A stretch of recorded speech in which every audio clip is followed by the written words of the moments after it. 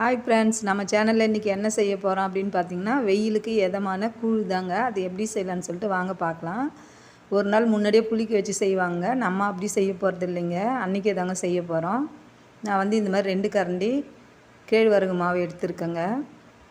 அது வந்து 4 கரண்டி அளவுக்கு தண்ணி விட்டு நல்லா அதை கட்டி இல்லாமல் கலரிக்கலாங்க. இப்போ கட்டி இல்லாமல் நல்லா அதை கரைச்சி விட்டுடலாங்க. இந்த மாதிரி வெயில் சீசனுக்கு இந்த மாதிரி கூழ் குடிக்கிறது வந்து உடம்புக்கு ரொம்ப நல்லதுங்க. நம்ம இப்போ ஒரு சிலர் புளிக்க வச்சு கூழ் குடித்தா ஒத்துக்காதுன்னு சொல்லுவாங்க இல்லையா, அந்த மாதிரி இருக்கிறவங்க இந்த மாதிரி செஞ்சு சாப்பிட்லாங்க. பாருங்கள், நல்லா கரைச்சிட்டோம். இதை வந்து கட்டி இல்லாமல் கரைச்சி எடுத்துகிட்டு இதை வந்து நம்ம அப்படியே 1 மணி நேரத்துக்கு ஊற விட்டோம்னாங்க. மூடி போட்டு வச்சிடலாங்க. இது அப்படியே இருக்கட்டுங்க 1 ஹவருக்கு. இப்போ வந்து நம்ம கூழ் செய்கிறதுக்கு ஒரு பாத்திரத்தை வச்சுட்டு பாத்திரத்தில் வந்து 4 டம்ளர் அளவுக்கு தண்ணி விட்டுக்கலாங்க. தண்ணி விட்டுட்டு தண்ணி நல்லா கொதிக்கிட்டங்க. இப்போ வந்து நம்ம கரைச்சி வச்சுருக்கிற மாவு பாருங்கள், நல்லா புளிச்சிருக்குது 1 மணி நேரத்தில். இப்போ அதை நல்லா திரும்ப கலரிக்கலாங்க. பாருங்கள், நல்லா அழகாக வந்திருக்குது. கூழ் செய்கிறதுக்கு இன்றைக்கி வந்து புழுங்கல் அரிசி தாங்க எடுத்துருக்கிறேன். பச்சரிசி வேணும்னா சேர்த்துக்குங்க. நான் பச்சரிசி சேர்க்கலைங்க, புழுங்கல் அரிசி தான். அதை வந்து இந்த மாதிரி ஒன்றும் பாதியும் உடச்சி வேக விட்டு இருக்கிறேன் பாருங்கள். நல்லா வெந்துடுத்து. இப்போ மாவு வந்து நம்ம கூட சேர்த்து மிக்ஸ் பண்ணிக்கலாங்க. பாருங்கள், வெந்துடுத்து.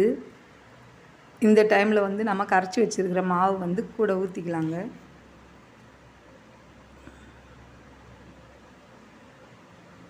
இதை வந்து நல்லா கைவிடாமல் கிண்டிகிட்டே இருக்கணுங்க. நம்ம தண்ணி வந்து அளவாக விட்டுட்டோம்னா நமக்கு வந்து அது கெட்டி பிடிக்காது. நம்ம துடுப்புலாம் வச்சு தொழணுன்ற தேவையில்லைங்க, கரண்டியாலேயே கலரிக்கலாம். பாருங்கள் எவ்வளோ லிக்விடாக இருக்குதுன்னு. வெந்து வர வர அது வந்து கெட்டியாக வந்துடுங்க. இந்த மாதிரி கைவிடாமல் கலரிட்டே இருக்கணுங்க.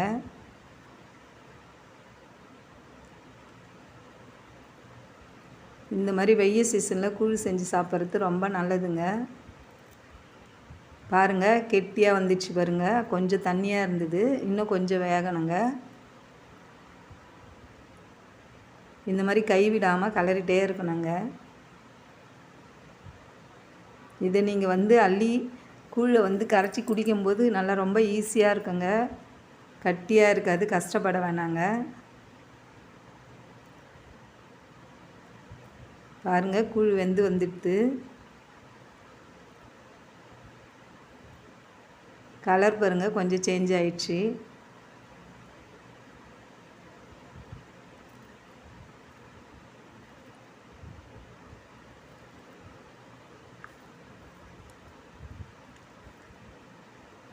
இந்த மாதிரி கிண்டிகிட்டே இருக்கணுங்க. இன்னும் கொஞ்சம் கெட்டியாக ஆகணுங்க. அப்போ தாங்க கூழ் வந்து வெந்துடுச்சு அப்படின்ட்டு பதங்க. அது அப்படியே இறக்குனீங்களா அது வேகாமல் இறக்குறோன்னு அர்த்தங்க. வாசனையும் நல்லா வருங்க வெந்துடுச்சுன்னா.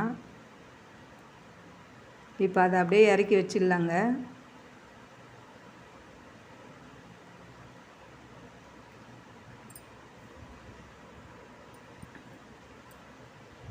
பாருங்கள், நல்லா கெட்டியாயிடுச்சு. இதை இறக்கி நம்ம ஒரு 1 ஹவருக்கு ஆற விட்டுடலாங்க. அப்படியே மூடி போட்டு வச்சிடலாங்க. ஒரு 1 ஹவர் ஆகட்டுங்க. பாருங்கள், ஏடு கட்டியிருக்கு. இப்போ அந்த ஏடெல்லாம் நம்ம தள்ளிடலாங்க. அந்த ஏடெல்லாம் எடுத்துட்டு நம்ம எடுத்து கூழை கரைச்சிக்கலாங்க. நான் 2 கரண்டி எடுக்கிறேங்க. ஒரு பாத்திரத்தில் நம்ம போட்டுக்கலாங்க. இதுக்கு வந்து 50 ml தயிர் எடுத்துக்கலாங்க. அதுவே போதுங்க. இதை நல்லா கரண்டி வச்சு நல்லா கட்டி இல்லாமல் மிக்ஸ் பண்ணிக்கலாங்க. தேவையான அளவு உப்பு சேர்த்துக்கலாங்க. நீங்கள் கையிலேயே கரைச்சிக்குங்க. நான் வீடியோவில் காட்டுறதுனால கரண்டி வச்சுருக்கேங்க. நீங்கள் கையாலேயே நல்லா கட்டி இல்லாமல் நல்லா மசிய கரைச்சிட்டு தேவையான அளவு தண்ணி விட்டுட்டு அதுக்கு சைடிஷ் வச்சு கூழை குடிங்க. ரொம்ப நல்லாயிருக்கும். இதனோட அளவு எல்லாம் என்னோடய டிஸ்கிரிப்ஷன் பாக்ஸில் கொடுக்குறேங்க. இப்போ தேவையான அளவு தண்ணி விட்டுக்கலாங்க. நீங்கள் தேவைன்னா இதை வந்து பார்த்துக்குங்க, வீடியோவை கிளிக் பண்ணி பாருங்கள். கூழ் வந்து ரெடி ஆயிடுச்சுங்க. வெயிலுக்கு ஏற்ற இதமான கூழுங்க. இதுக்கு சைடிஷ் பார்த்திங்கன்னா நான் வந்து வெங்காயம், பச்சை மிளகாய், ஊறுகாய் மிளகா, மாங்காய், துவையல் எல்லாம் வச்சுருக்கேங்க. உங்களுக்கு எது பிடிக்குமோ அதை வச்சு நீங்கள் சாப்பிடுங்க.